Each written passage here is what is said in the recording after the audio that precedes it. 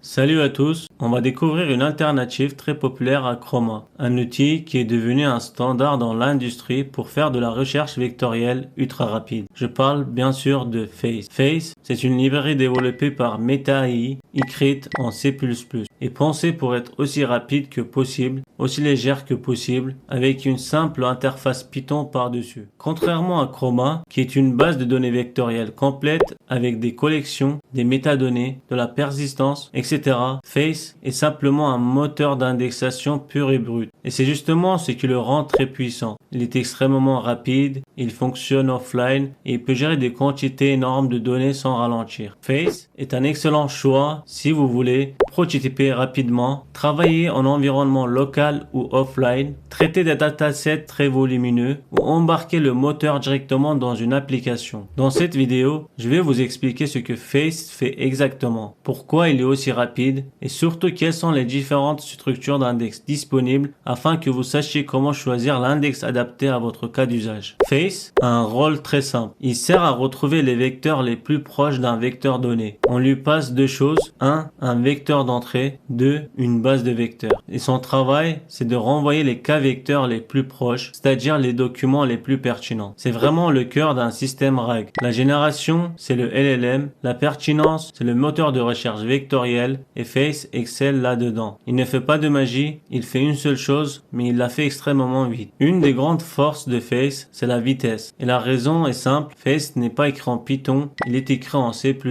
avec des optimisations très avancées. Et il peut même utiliser le GPU pour aller encore plus vite. En pratique, Face est souvent 10 à 50 fois plus rapide que les implémentations naïves de recherche vectorielle en Python. Face exploite plusieurs techniques d'optimisation. La vectorisation CPU, pour faire plusieurs calculs en parallèle, des opérations mathématiques optimisées via BILAS, des structures d'index compacts, de la quantisation, c'est-à-dire de la compréhension intelligente des vecteurs, des graphes de voisinage comme HNSW et des méthodes avancées comme IVFF-flat ou IVF-PQ pour accélérer la recherche approximative. Le résultat, c'est que même si vous avez 1 million de vecteurs, Face reste capable de répondre en quelques millisecondes. Et c'est pour ça qu'il est utilisé partout dans l'industrie dès qu'on a besoin de vitesse et de scale. Maintenant, on va parler d'un point essentiel pour comprendre Face, les différents types d'index. Et je vais vous les expliquer très simplement, sans jargon technique, pour que vous compreniez vraiment comment choisir l'index idéal pour votre projet RAG. Alors, on commence par le plus simple, index flat L2. Pour faire très court, c'est l'index qui compare chaque vecteur avec tous les autres. C'est un peu comme si vous cherchiez un mot dans un livre, mais que vous lisiez chaque page une par une. L'avantage, c'est que vous avez toujours le résultat exact. C'est parfait pour les petits jeux de données, pour prototyper ou pour comprendre comment fonctionne la recherche vectorielle. Par contre, dès que vous dépassez quelques dizaines de milliers de vecteurs, ça commence à devenir long. Donc FlatL2, c'est très bien, mais seulement si votre dataset reste raisonnable. Ensuite, on a HNSW, qui est souvent l'index préféré des développeurs. Pour comprendre HNSW, imaginez une carte de France. Quand vous voulez aller dans une ville, vous ne testez pas toutes les routes. Vous passez d'abord par des grands axes, puis des routes secondaires jusqu'à arriver à la destination. HNSW fait pareil. Il crée un graphe hiérarchique avec des points très connectés en haut et des points plus spécifiques en bas. Et en résultat, la recherche n'est plus brute, elle est guidée et c'est extrêmement rapide même avec 100 000 ou 500 000 vecteurs. La petite contrepartie, c'est qu'on n'a pas un résultat 100% exact. Mais en pratique, on est très proche de la perfection. HNSW, c'est l'index idéal si vous voulez un bon compromis entre vitesse et précision. Et enfin, on a IVF et PQ, qui est un peu la formule 1 de Face. Cet index est pensé pour les énormes de bases de données, 1 million, 5 millions, parfois 50 millions de vecteurs ou plus. Comment ça marche? IVF commence d'abord par regrouper les vecteurs en clusters, un peu comme si vous rangiez un immense entrepôt par rayon. Quand vous cherchez un produit, vous n'explorez pas tout l'entrepôt, vous allez directement dans le rayon le plus probable. Ensuite, PQ compresse intelligemment le vecteur pour que tout tienne en mémoire, même sur une petite machine. C'est super efficace, super rapide, mais forcément un peu approximatif. Par contre, si vous travaillez avec des volumes massifs, il n'y a pas mieux. Pour résumer, FlatL2, c'est c'est la précision absolue, mais seulement pour les petits datasets. HNSW, c'est le meilleur compromis vitesse plus précision. C'est parfait pour 100K à 1 million de vecteurs. IVF et PQ, c'est la solution quand vous avez des millions de vecteurs, rapides, scalables et économiques. Maintenant qu'on a vu comment fonctionnent les différents index Face, on va parler de quelque chose de très important. Dans quel cas Face est vraiment la meilleure solution? Parce que Face n'est pas juste une alternative à Chroma. C'est un outil qui devient incroyablement puissant dans certains scénarios. Alors Face excelle surtout dans 5 situations. Quand vous avez énormément de vecteurs. Si vous travaillez avec 100 000 vecteurs, 500 000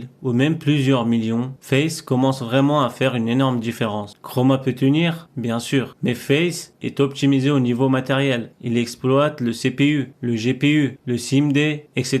Et il vous donne des temps de recherche qui restent stables même avec des datasets massifs. Quand vous voulez un moteur de recherche portable, Face permet de sauvegarder un index dans un simple fichier .bin. Vous pouvez ensuite l'embarquer partout sur un laptop, un serveur local, une API, une app offline, etc. C'est un moteur qui tient dans un fichier, ce qui est extrêmement pratique dans des environnements professionnels. En 3, quand vous devez déployer en offline. Contrairement à certaines bases vectorielles cloud, Face fonctionne parfaitement sans connexion Internet, ce qui est souvent une exigence dans les banques, les assurances, les SI sécurisés. Vous chargez votre index en mémoire et vous êtes opérationnel. Quand la vitesse est votre priorité absolue, Face est construit pour être rapide. Il bat quasiment toutes les solutions cloud, dès qu'on reste dans une machine locale ou un serveur équipé de GPU. Si votre assistant IA doit répondre en moins de 10 millisecondes, Face est souvent la meilleure option. Quand vous ne voulez pas d'une base de données externe, Chroma est excellent, mais c'est une base de données vectorielle complète. Elle a des collections, des métadonnées, des filtres, une logique interne, etc. Face, lui, c'est un moteur d'indexation brut, simple, portable, rapide. Pas de serveur, pas de cluster, pas de maintenance. En conclusion, si vous avez beaucoup de données, si vous cherchez la vitesse, si vous voulez déployer localement ou embarquer votre index, Face devient l'un des meilleurs choix possibles. Maintenant, attention, Face est excellent, mais il n'est pas parfait. Il y a quelques limites importantes à connaître avant d'utiliser dans un projet réel. Je vais être transparent, Face ne remplace pas une base vectorielle complète comme Chroma ou Pinecone. Il faut le voir comme un moteur très puissant, mais minimaliste. Voici ses limites principales. Il n'y a pas de persistance